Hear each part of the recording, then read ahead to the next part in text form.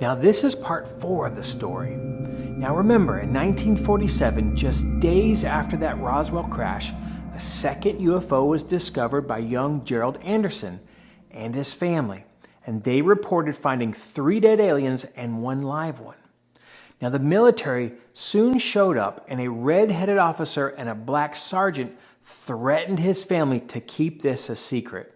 This red-headed officer, this guy was a real butthole.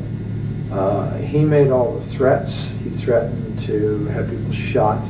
Meanwhile, a mortician/paramedic named Glenn Dennis had brought an injured serviceman to the base hospital. And when he was walking out, he happened to notice some wreckage. And on that wreckage, he noticed some hydroglyphs, and he thought that seemed strange. Saw some debris that looked like parts of a plane or something that they hadn't had a crash.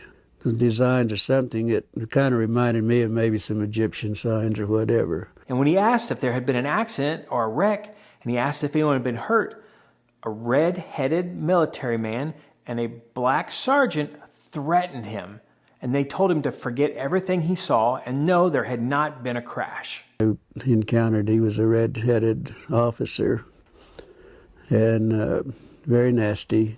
He said, no, but somebody might be picking your bones out of the sand. That's when he made the remark there.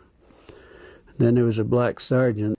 Soon after that, a nurse that he knew confided in him, and she said, yes, there had been a crash. And that it was a crash. It wasn't an airplane, but they didn't know what it was at that time.